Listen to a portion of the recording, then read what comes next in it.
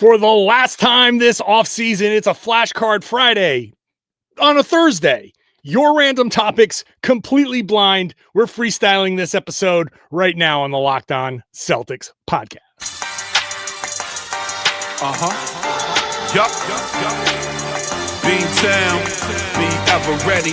It's the C's. Who else could it be? What they gon' say now? Screaming like JT, Karalis. Recap the madness every game, every practice. Primetime Depp and D White on the sideline. Raining J's, how it started, raising banners, how we finished. Locked On Celtics pod, home of the winners.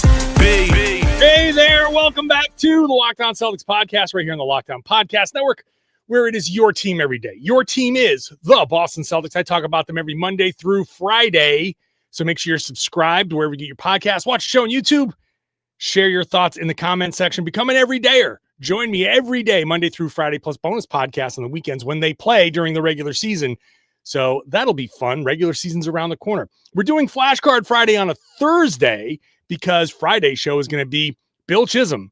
The new Celtics owner is meeting the media on Thursday afternoon. So I will be there. I will share you the important things that he said.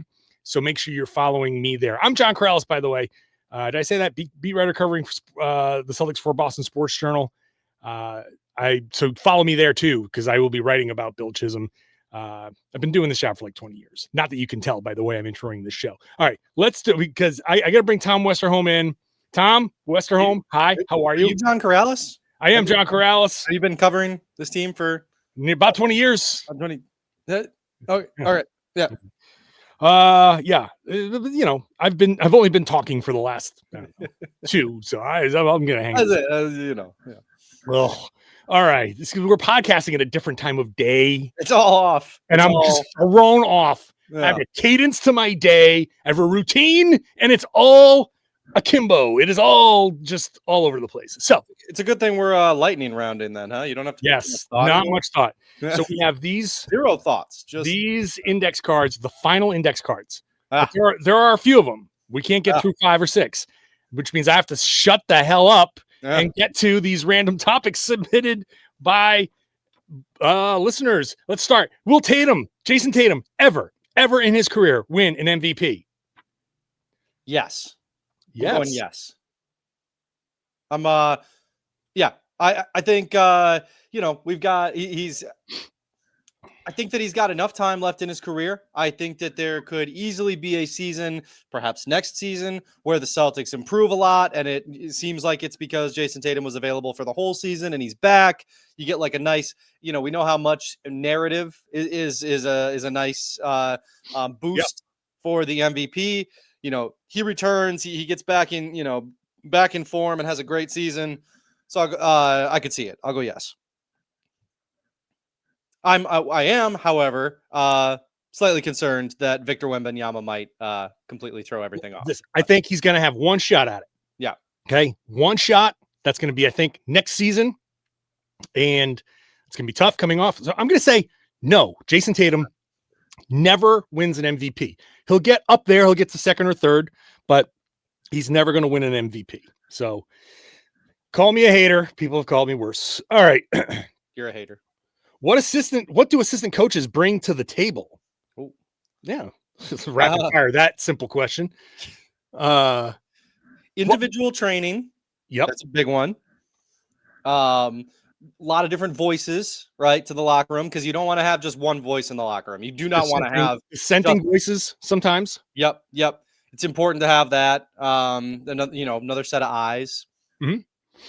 A certain level of expertise, guys. Absolutely. Look, you can tell from just social media. You watch a basketball game, 20 people will see 20 different things, and we disagree. Objectively, certain things happened on the floor, like Jayson Tatum or Jaylen Brown this year. Like he made this shot, they missed this shot, but then you get into the why. Well, this is why. Oh, you're a moron. You go back and forth. So assistant coaches provide dissenting voices for the coach. They provide a level of expertise.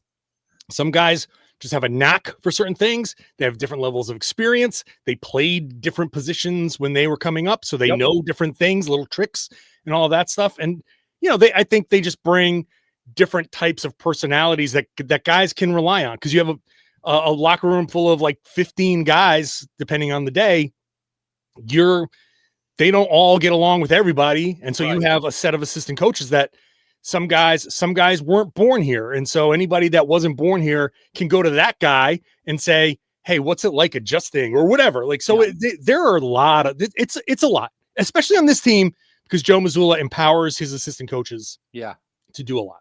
Yep. Yeah. And I think, last thing I'd point out, they offer a filter, right? It's like, if you're frustrated with something, right, and you bring it to your assistant coach, right? You go to your assistant coach and you're like, hey, why did this happen? The assistant coach can then synthesize that and be like, okay, here's what I'm going to say to the head coach about this. Here's what I'm not going to say so that this guy doesn't get in, this like heat of the moment doesn't, cause him trouble. Like, it's that's I think another small. Yeah, I can speak from experience. When I had problems with my head coach in college, sometimes I'd go to one of the assistant coaches that my big man coach, and I'd just vent, and he would put his arm around me, pull me aside, and tell me how to process it, and it never got back to the head coach. And that's an important thing.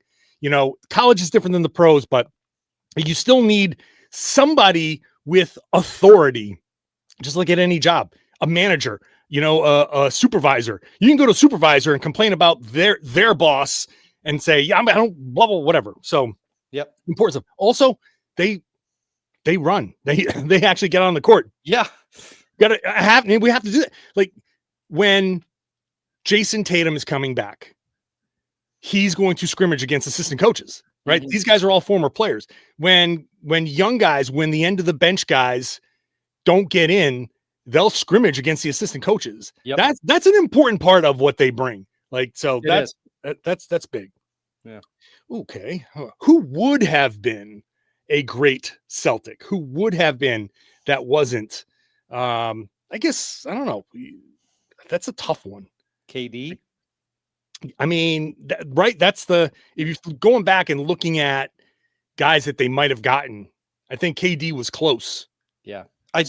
I think that's a real sliding doors era missed moment, because I think KD, Isaiah Thomas, Al Horford would have been a fascinating championship quality team. That would have been really interesting, and it probably would have affected the trajectory of certain things. Like, do you have to rely so hard on Isaiah Thomas so that he ends up hurting himself? And do you go get Kyrie? Does that, what happens there? Do you go get Kyrie anyway? And then he and KD are kind of malcontents, and, like Brooklyn happens in Boston, right? Like, a lot of things could have happened there.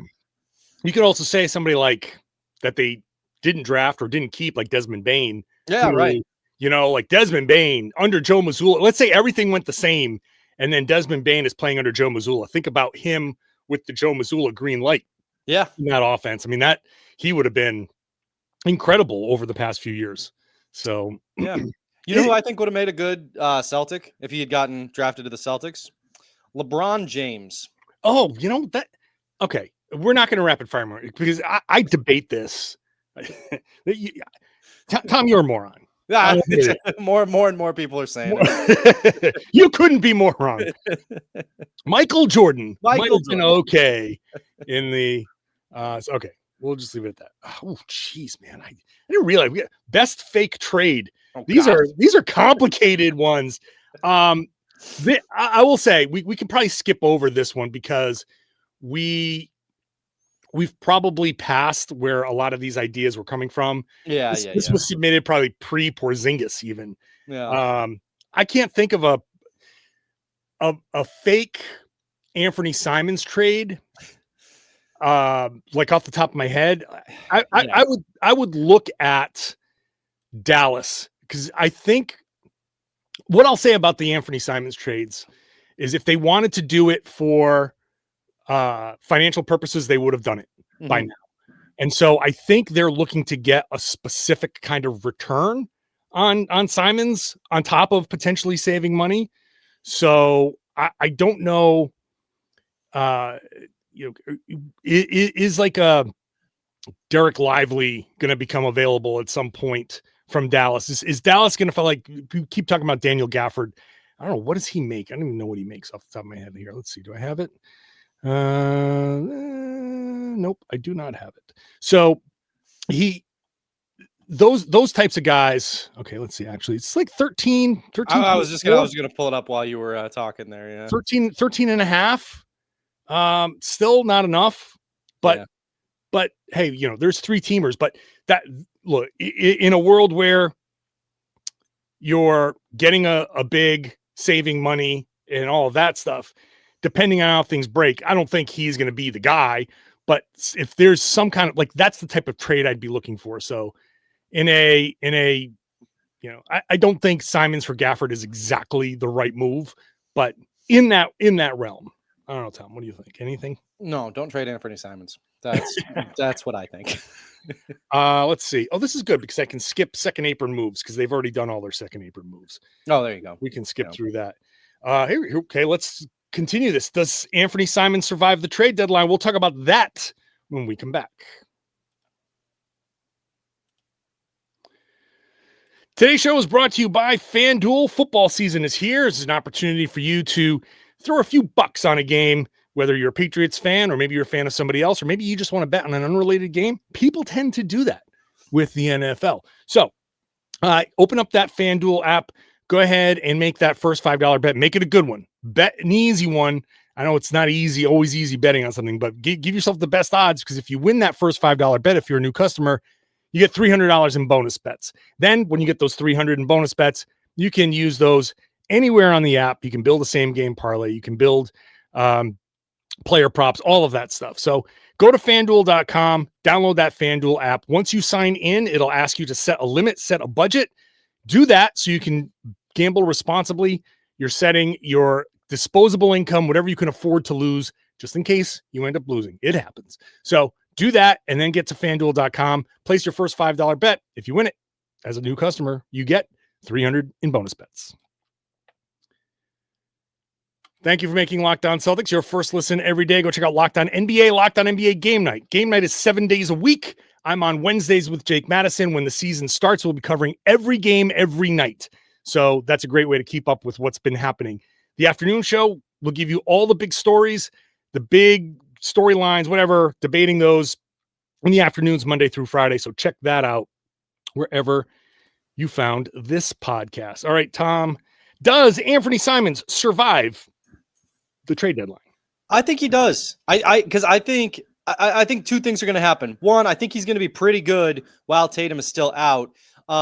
Two, I think when Tatum comes back, there's going to be this kind of three-headed scoring monster. We know this team isn't going to be that good at defense. And Simons is a part of that problem for sure. But if you're not going to be good at defense, you better be good at offense. And I think he will help the offense be better. So I think I've placed a lot of eggs in the betting on Anfernee Simons basket in this offseason. And I'm not, in for a penny, in for a pound. You know what I mean? I think he will, but I do kind of think that he will. I think he's going to be better.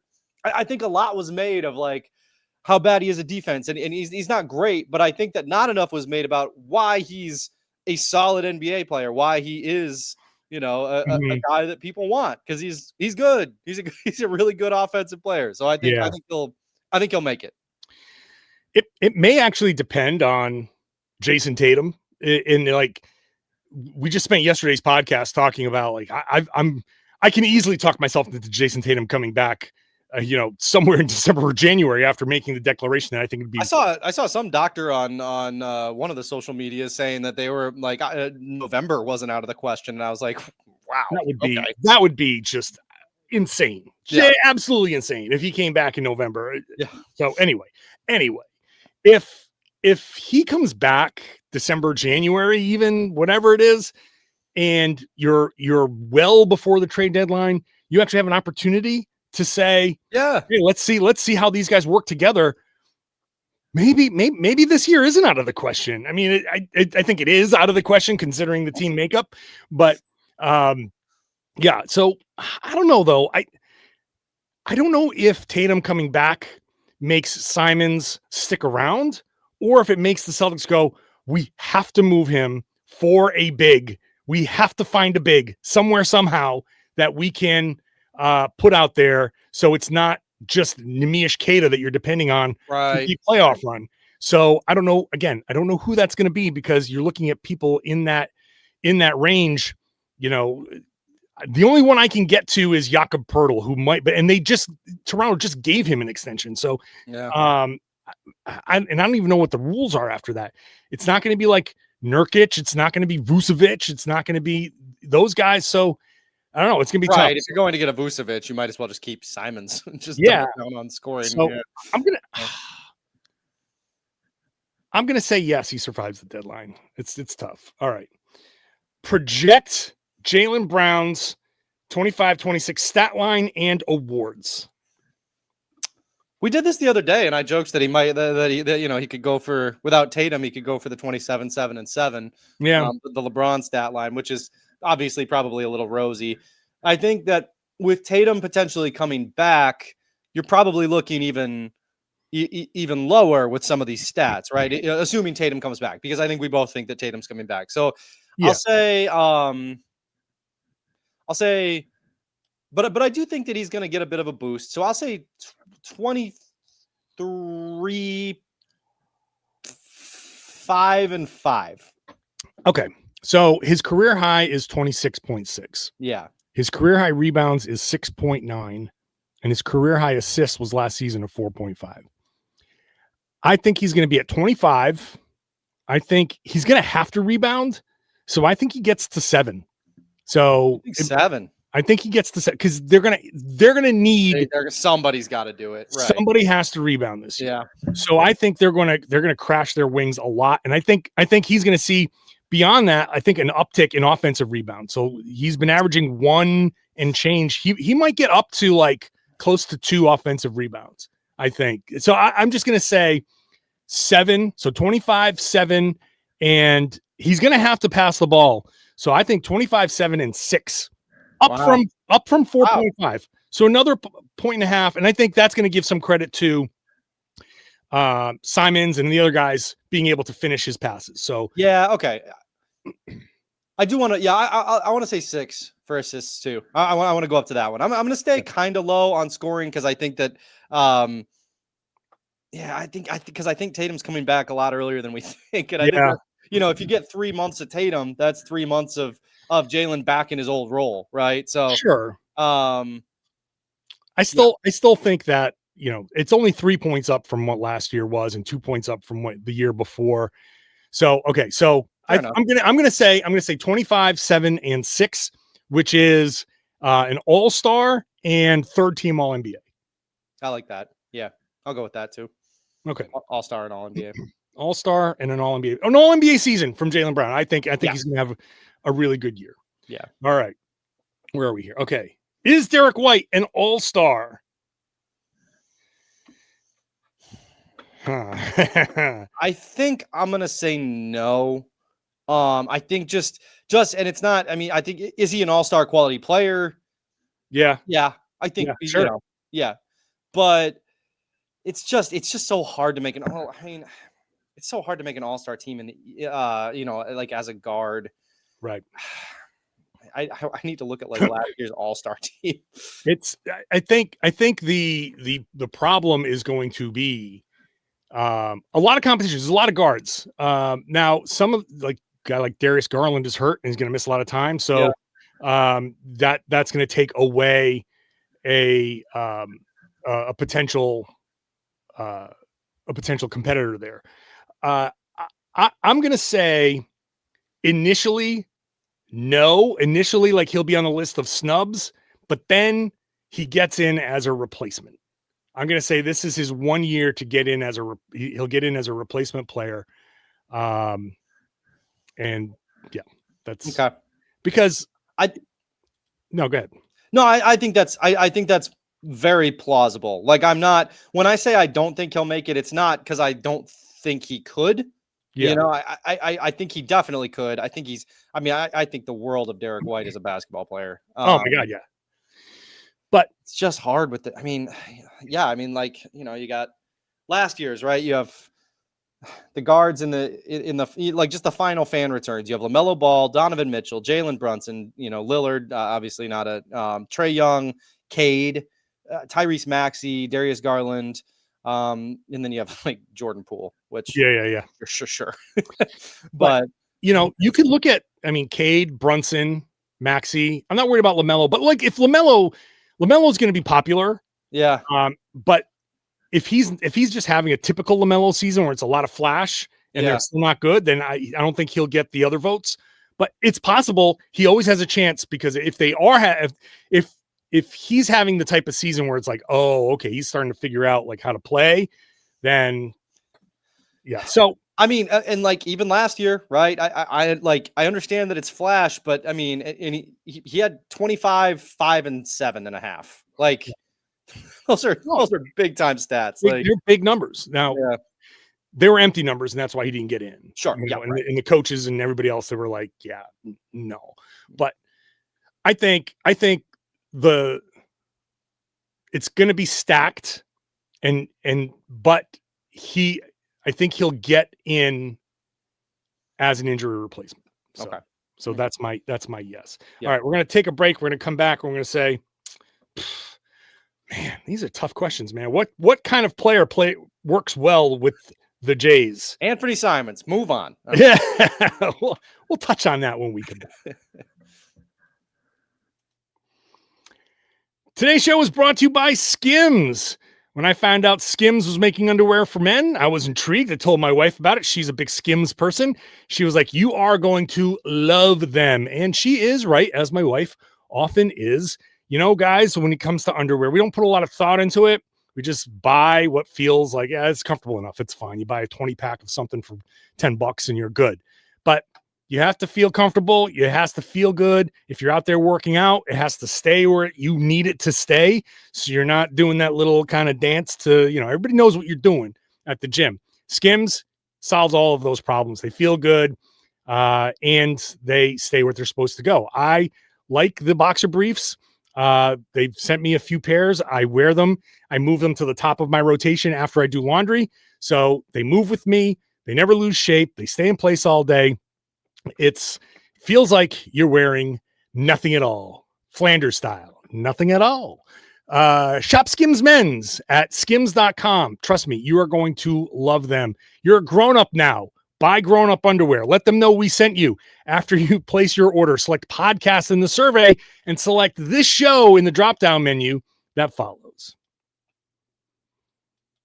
Thanks for making Locked On Celtics your first listen every day. Remember, tomorrow's show is Bill Chisholm speaking to the media. I will have that for you. Monday's show is a mailbag Monday. You get those questions in at johnkaralis.com/mailbag. And then after that, practice time, baby. Basketball is back. NBA basketball is back. So that is coming up next week. All right. What kind of player works well with the Jays? Let me unmute Tom. Okay. You can answer. Okay. I'm free. All right. I think that I think that we've seen it the last couple of years. I think the two guys who I think are just perfect are guys like Drew Holiday and are guys like Derrick White. I think you have that defense, like a guard who can shoot, a guard who can score when he needs to, but who is like not like upset to be playing like off the ball some, and who is very defensive minded, very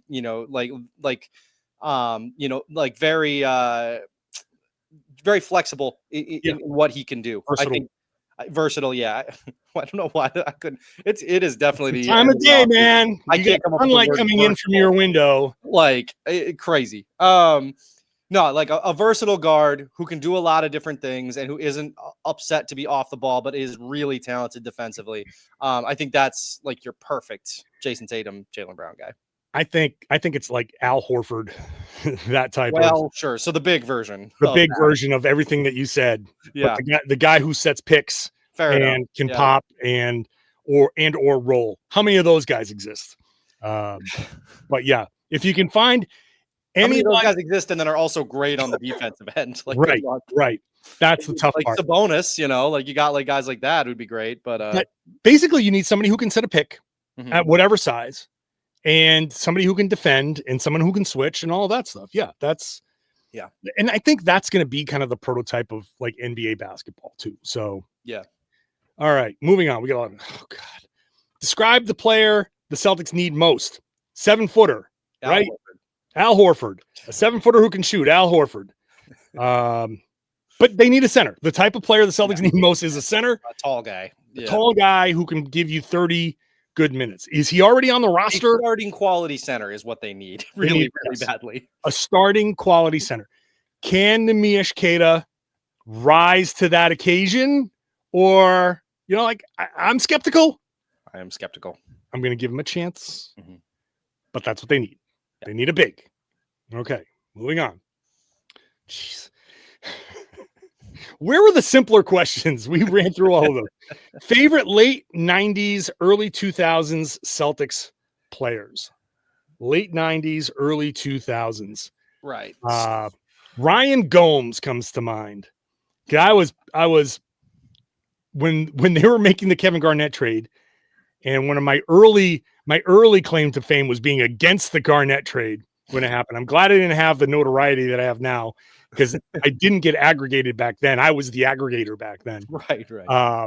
You would never hear the end of it if that was. Oh my God. It would go right up with that Celtics blog post about how Derrick White trade is the worst trade of all time.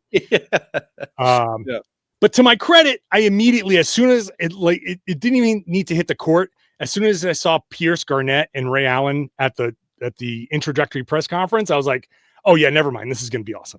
But part of the reason was I loved Ryan Gomes. I just thought he was like the perfect role player. I just loved him, and it maybe had a little something to do that he went to Providence College, but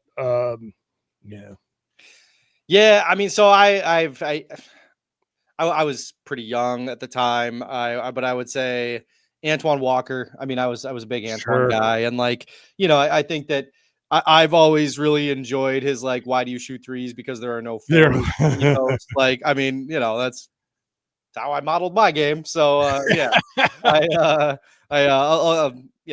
it's a pretty stock answer, but Antoine was a favorite of mine. Absolutely. I mean, Paul Pierce, right? Walter McCarty. Walter. I love Walter. Is there anybody else? I mean, Tony Batty for saving Paul Pierce's life. Sure. Yeah. Right. Sure. I mean, I like guys who I knew how to say their name when I was a kid. Dino Raja. I was very proud of myself for knowing how to. Dino Raja. I love Dino Raja. I love Dino, man. He was the wrong time.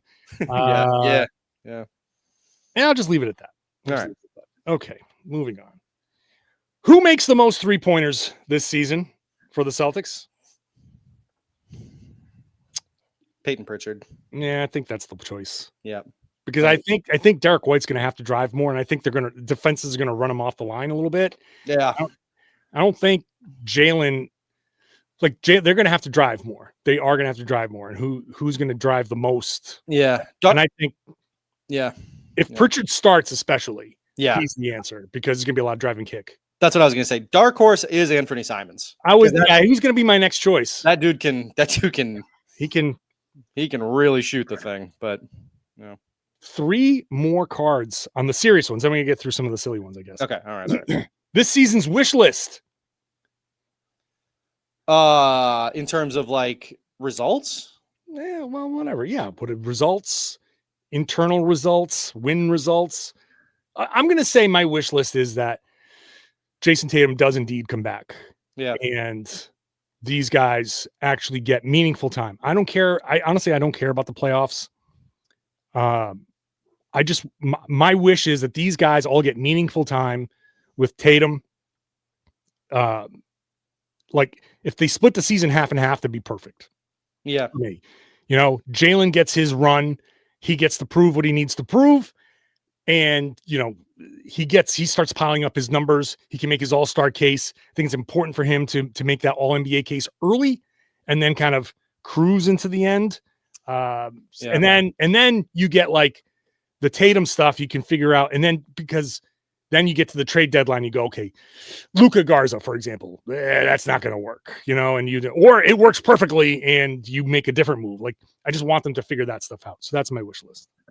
Yeah. I think for me, the wish list that I would, the big one on mine would just be I want to be able to see by the end of the season what the plan is for the next couple of years. I understand that in the new modern NBA, your plan isn't you're not doing these 10-year, okay, danger cart figured out in, 1998 that they were going to get Kevin Durant in 2016. Like, I know that you're not going to be able to do that anymore. But it would be nice to kind of be able to see a little bit better okay, how are you going to try to maximize the prime of Jayson Tatum over the next 3 years? I think more than, the playoffs are going to be what the playoffs are. Who knows? But to be able to see kind of going forward, okay, this is what they're aiming for, I think would be positive.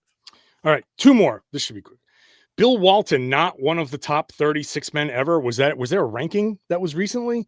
Because I think, here's the reason why he wouldn't be on this list is because no one thinks of him as a 6 man other than people in Boston. Yeah. People in Boston see him as that 6 man for that 1 year, and that was a great year for him. But Bill Walton, I think if you recognize him as one of the best 6 men ever, you're kind of underselling what his career, who he was. Correct. I agree. Yes. Much like people don't talk about Kevin McHale as a 6 man either. Yeah. But he was for a while. So I think that would be why he's not on the list. And tuning out Joe Mazzulla is our last card, and it should be last because I don't think that's been happening. No. I think this came in early. If you heard Jayson Tatum talking about Joe Mazzulla, that he was gushing about Joe Mazzulla. And I don't think that was just, I'm on TV, I got to say nice things. Like we said yesterday, there's a way to say things, and then there's a definitive way to say things. And he was pretty definitive. I love Joe to death. He's a great coach. All of that's that's not just lip service. No. Okay. These guys, I'd say by and large, I'm going to leave a little wiggle room because nothing's ever unanimous. These guys, they love Joe Mazzulla. He's really good at this job, especially connecting with guys. Yep. No, I don't have anything to add to that. I agree completely. Okay. We've got 4 cards. We're at the end, Tom. We got 4 cards left. These are a little bit more fun. All right. Okay, let's go. Not your non-all-star team. Celtics who aren't all-stars, who would be on your all-star team? Like all-timers? Like anybody. Derrick White. I got to think of who hasn't been an all-star. That's a tough one to do a rapid fire. Okay. There are a bunch of guys who've made one all-star team. Oh, God. This is tough. I'm not going to get this question. We might have to postpone that one to closer to the All-Star break or something. Yeah. A topic. Because, that's a tough question. There's a lot of guys who have been really good players who haven't necessarily made an All-Star team. Yeah.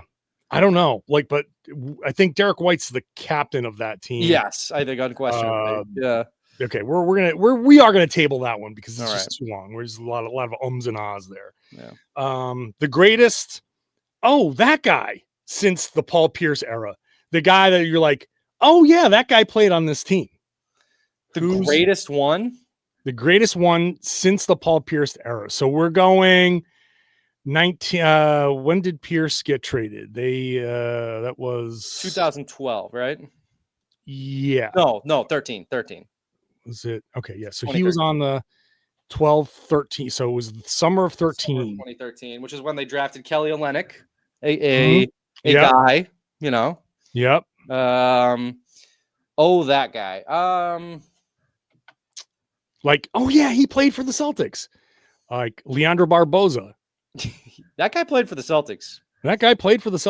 He did. Chris Humphries. Yeah. A very famous person who played for the Celtics. Yeah. Trying to think. Did you know Evan Turner played for the Celtics? He's made that abundantly clear. Here's a couple. Jameer Nelson played for the Celtics. Yeah, briefly that one season. Yep. Gerald Wallace is a funny one, obviously. God. I'm drawing a blank. I'm drawing a complete blank. He was here for 2 weeks and he became Brad Stevens' best friend. Oh man. Totally drawing a blank. While you're doing that, I'll toss out one more from the 2014-15 team of Gigi Datomi. Love Gigi. If you remember, a guy. That was a guy. Yeah. Who was the guy who no, was it Evan Turner who became like really good friends with like Brad's like kids even? Yeah. Yeah. Oh God, he used to play for the Pistons. I always forget his name. He played for the Pistons, big skinny guy. And then Tayshaun Prince. Oh, yeah, that's right. Tayshaun Prince played for the Celtics for like a week or two. Yeah. And then I saw him at Summer League just hanging out with Brad Stevens the next day. Like sitting there. He's like, yeah, whatever. Just becoming like they became best friends. Yeah. But yeah, Tayshaun Prince. That's the guy. That's my answer. There you go. Good one. Okay. Oh. What number on a Celtics jersey would make you sick? Would make me sick? What number on a Celtics jersey would make you sick? I can't think of a number that would make me sick.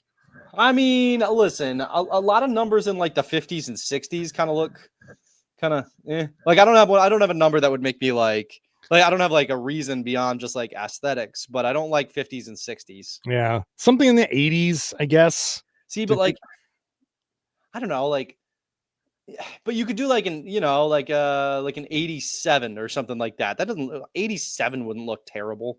I guess. Have they ever triple digits? Triple digits would make me kind of sick. So, there's never been a 78, 79, 80 through 85. Never been an 87, never been an 89. 92, 95, and that's it. So and Evan Fournier wore 94 at one point. Yeah. Okay, I'll tell you what. If they ever unretired 6. Oh, there you go. That's going to be my answer. That's a good one. If they cleared out the numbers and someone wore number 6, like they should still never put that out. Okay. Yeah, good answer. Yep, that's the one. You have no way to do this, I don't think. But finally, Celtics player Simpsons comps. Go crazy, man. God, this is another one where I feel like I need time to. Okay, but all right. So Jaylen Brown is, what I can't. God, a big part of the problem here is that the Simpsons, like Homer, notoriously a doofus, right? And there's nobody on the Celtics who's a doofus, right? There's nobody. Okay, so like, who would be Homer? There's no kind of like even well-meaning doofus on this team. Maybe Grant Williams at one point. I would have put but that also implied, but Homer's also like stupid. Like Grant was pretty smart. Like right. And so like there would be no Marge, I don't think. There's no like who's Bart. At least the Simpsons are not a good place to make comps. I have to really think about this hard. There's no Bart. There's no mischievous. Yeah, because there's no way. Walsh. He doesn't scream Bart Simpson to me. No, like, none of these guys. This team does not like scream the Simpsons to me. I can't even think of a sitcom where there would be player comps. Like this is, and mostly because this has been the most boring buttoned up team. There's no like. None of these guys have like this big flowery type of personality where I'm like, okay, this guy is like more reclusive and dry humor. This guy is more like out there.